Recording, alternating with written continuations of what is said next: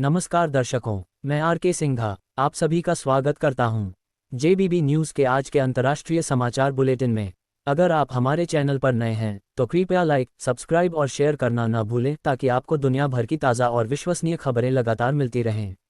अब नज़र डालते हैं आज की प्रमुख अंतर्राष्ट्रीय खबरों पर। पहली खबर, मिडिल ईस्ट में एक बार फिर तनाव बढ़ गया है। खासतौर पर ईरान को लेकर स्थिति काफ़ी संवेदनशील होती जा रही है। ईरान और कई पश्चिमी देशों के बीच कूटनीतिक और सैन्य तनाव लगातार बढ़ रहा है। विश्लेषकों का कहना है कि इस बढ़ते टकराव ने पूरे क्षेत्र में अनिश्चितता का माहौल बना दिया है।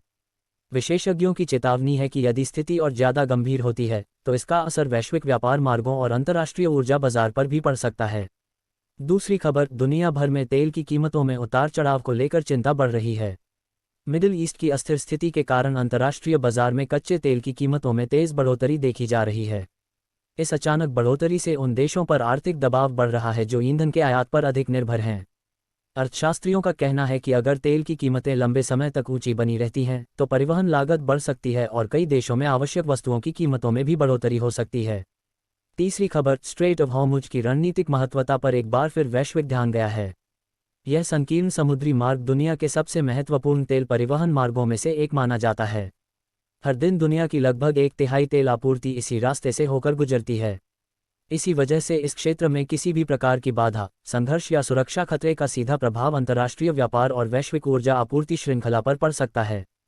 चौथी खबर, वैश्विक प्रौद्योगिकी क्षेत्र में महत्वपूर्ण बदलाव देखे जा रहे हैं।